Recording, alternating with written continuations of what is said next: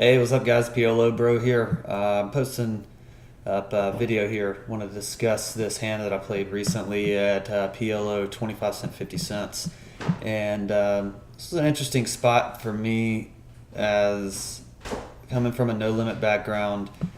I was really surprised at how terrible a spot this actually was for me.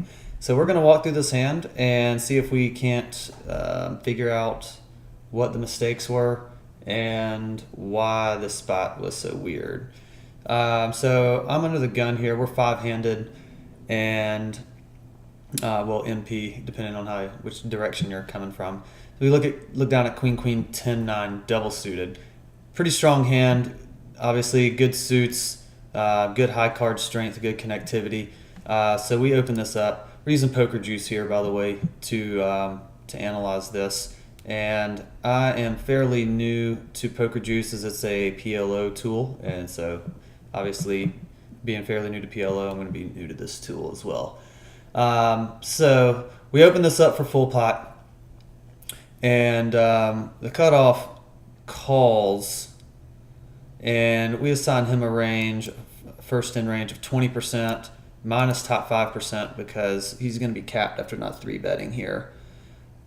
And then the button comes along as well with a flat. We give him a 30% range. Just some background too. The cutoff was pretty loose passive with a fairly high VPIP. The button was a little more snug, but we're giving him a little bit of an expanded opening range or calling range here simply because he's going to be getting great odds with position to come along, and it's also going to probably be even better odds with the big blind, who's probably going to be tagging along as well given the odds and the stakes we're playing. So yeah, he calls, small blind folds, big blind calls, and we take a flop, Jack 3-4 with 2 hearts. So this looks like a pretty strong flop for our hand. And as you can see, we are an equity favorite over the field. We flop an overpair, the queen high flush draw, and we also hit the gap in our rundown. So a king or an 8 gives us a wrap, and a 9 or 10 gives us a straight draw and an open end straight draw, as does a queen along with top set. So we feel pretty good about this hand in this spot that we're in. And so I decided to lead out after the big blind checks. I c-bet for about a third pot. The bet sizing here is probably a mistake. I think that with our hand, if we're going to bet, we are probably betting to really deny a lot of odds to hands with jacks. And some straight draw hands. So I think this bet size was a pretty big mistake. Was the bet a mistake versus a check? That's what we're going to get into here in a minute. But for what it's worth, I bet a third pot. The cutoff then raises, and this is actually an interesting raise here because of the sizing, where he could have made this.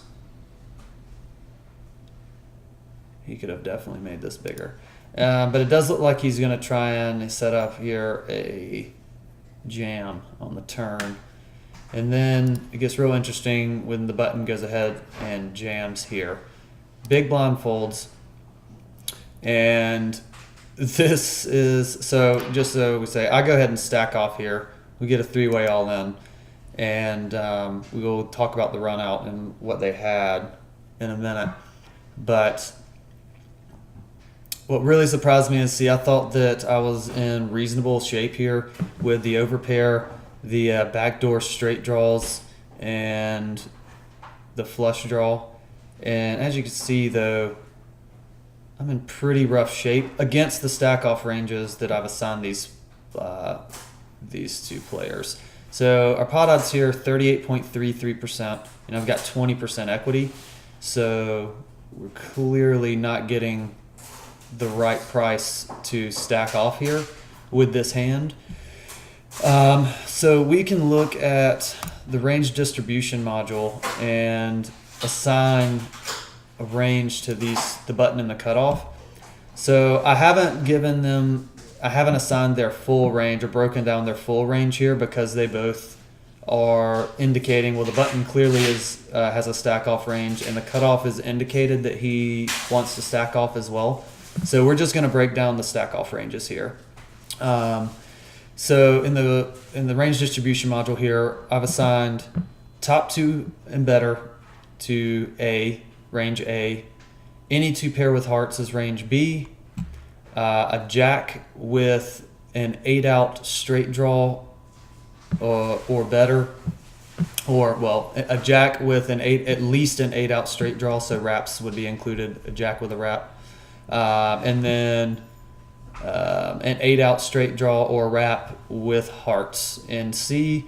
Any pair with the nut flush draw or a jack with the king high flush draw in range D, and then some bare nut flush draws in range E. I think that's a fairly reasonable stack off range here, and this definitely could be up for debate and discussion, but I think that's at least a reasonable place to start. And I've assigned the button and the cutoff the same stack off ranges.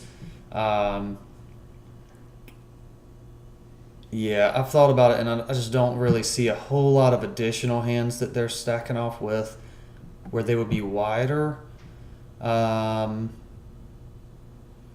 Maybe you could even tighten it a little bit. Maybe like the 3-4 plus with any hearts might be a little wide. But I think this is a reasonable place to start. So we run this range distribution model, and we look and see how often the opponents show up with each category of hand. So they have a better made hand than us 42% of the time, 42.23% of the time. Two pair with hearts is actually pretty small, pretty rare. But they have a jack with a straight draw or a straight draw with hearts fairly often. They have a pair in the nut flush draw or a jack in the king high flush draw a lot. And then reasonable amount of time the bare nut flush draw as well. So range C, D, and E we're currently ahead of, and that makes up 55% of the villain's range. And we're behind against A and B. But interestingly enough, we're actually an equity dog against all of these, which is really interesting that we are a dog against a flush draw.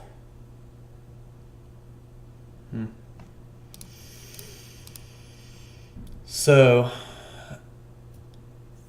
against the made hands, we're actually not doing as terrible as we could be. We're doing pretty bad against the two pair plus flush draw hands, though. And why? So you say, well, okay, our average equity here is like 43% or so. But then when you assign that range to both of these players who are stacking off, that's how we end up with 20% equity here and are really just crushed. So, I end up stacking off here, and that obviously turns out to be a pretty big mistake equity-wise. We need more than 38%, and that's not accounting for rake. So probably 40% to stack off, and I only got half that. So what's interesting here is that the dynamic of this being a three-way pot with two players stacking off in front of me really decreases my equity here, because this hand just isn't nutty enough. So this is a very smooth flopping hand where the connectivity flops smooth and would be great heads up, I think. But against multiple opponents, we're just not drawing to the nuts unless we hit a queen or a non-heart runner for a straight. Otherwise, we're just drawing to, non-nutted hearts, and that's about it. So, with that in mind, I think we've realized that stacking off with this hand in this spot was a big mistake. So what could have been done differently? I think if we, being non-nutted with 2 players and we're out of position against both villains, a check here is probably the best route, because I think we should be checking a very large portion of our range out of position, especially with 2 players behind, when we have a hand that can't stack off. A check call, I think, is the play. We could bet fold, but we probably open ourselves up to getting raised off of hands when we have a lot of equity, because against their full ranges we do have a lot of equity here. It's against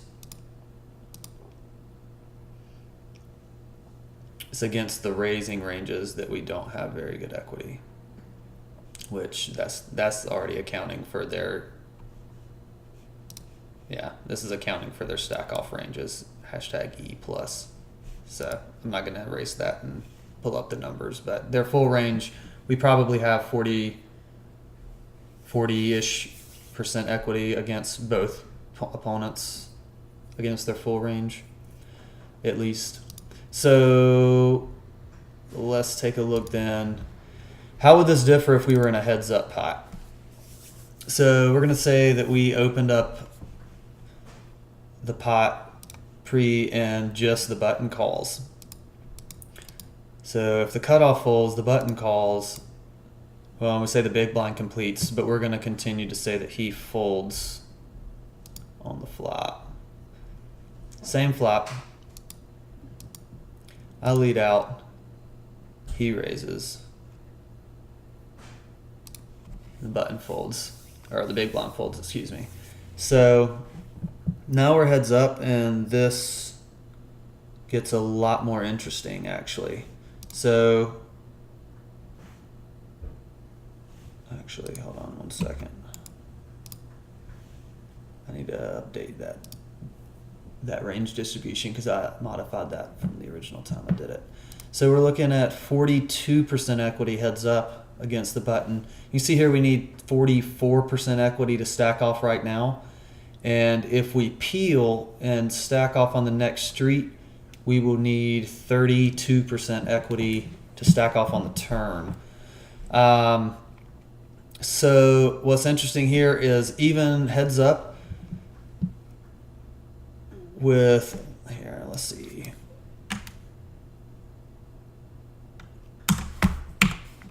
What is our equity against this whole range here? Yeah. So we have huge equity against the button's entire range, but 67%. But against his stack off range, we only have 42%. And 42% is not enough to stack off here on the flop. We need 44%. So what conclusions can we draw from that then? I think that, and let's look and see if these remain the same, pretty close. The conclusions that we can draw from that is we have a big equity advantage, but when we get raised, we don't have the equity to get it all in right now, because our hand isn't nutted enough against his range, because he has so many nut draws.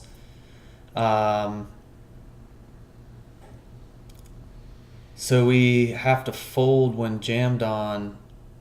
Well, let's take that back. Let's look at the peel and stack off module here. So this module assumes that the villain is committed. He is pot committed with his entire range that he would make this raise with. So he's going all in on every turn card. So if we run this module, uses a lot of pretty heavy math, so it takes a minute to run the calculations. So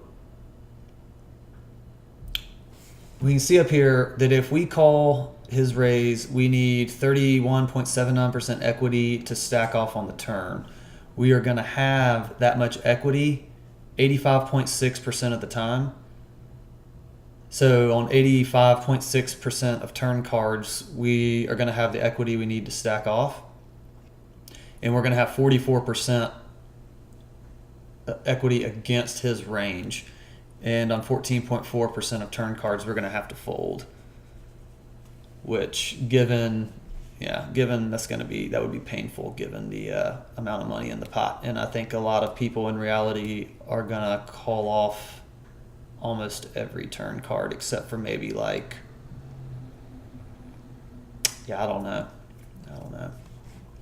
But what's interesting here is we see the equity value, or the expected value, EV, of appeal is minus $1.81. So, almost minus 4 big blinds. So even though we're going to have the equity to stack off on the turn most of the time, we don't have enough equity against the button's stack off range for this to be a profitable stack off even on the turn. So what this tells us is we don't have 44% equity now, which is what we need to stack off on the flop.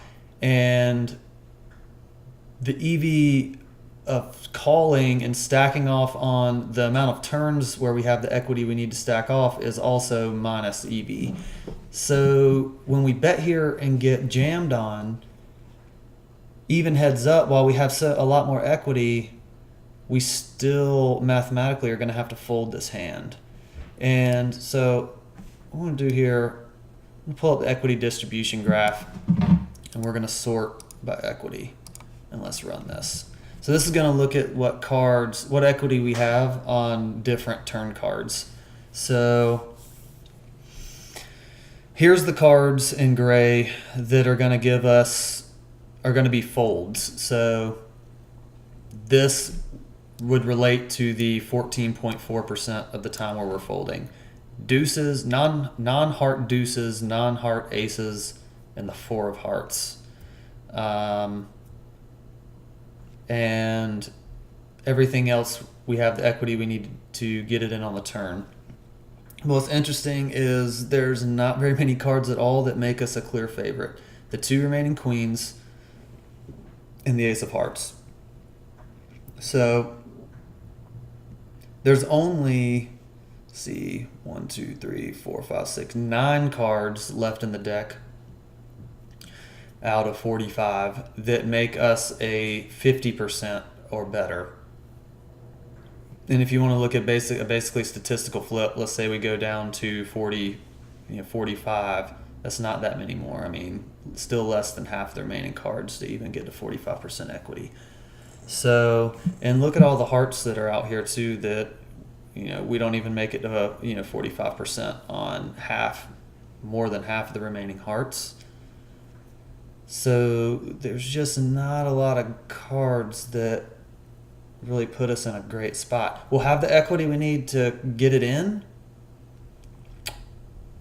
but this shows the equity on all of these cards, particularly down to this point, show why we are minus $1.81 EV to peel and then stack off on the cards where we have the equity to stack off on. So I think that the lesson, or what this illustrates, is why in PLO we need to be checking a really large portion of our range when we're out of position. Even if we're the pre-flop opener, we have to be really selective of when we c-bet, because it's just going to be really difficult to call a lot of jams profitably. But we can check call. Clearly we can check call because he can be stabbing. His range is going to be huge. His stabbing range is going to be huge and really wide if we check and he bets. Much wider than this range distribution here. So I think that's a great lesson example here on some differences between no limit and PLO, in that no limit c-bet here with this type of equity or this type of flop on this hand if you were to translate it to no limit at least. You know, an overpair with a queen high flush draw and a backdoor straight draw, like you're clearly getting it in. But in PLO, I made a pretty massive mistake here by getting it in against 3 opponents. We see even heads up, I should be folding. If I bet this out and get jammed on, I'm supposed to fold. But I called it off with 3 opponents, so that's pretty terrible. And we're going to try to minimize those mistakes. But at any rate, that's kind of the point of the PLObro journey and what the whole project is about. And looking at some of this, looking at a hand like this, I think offers a good lesson learned. Love to get some feedback on this stack off range from some of the more experienced PLO players out there. What do you think about this stack off range? The conclusion that checking a large part of our range when out of position is going to be in the long run less exploitable than bet folding or bet stacking off. And so more to come. We're going to put hands out like this and do some analysis fairly regularly, probably a couple times a week at least, in addition to the streaming. So let me know what you think. Subscribe. Follow me on Twitch at twitch.tv/PLObro. I'm also on Instagram and Facebook as @PLObro official and Twitter @PLObro. Thanks for tuning in, and peace.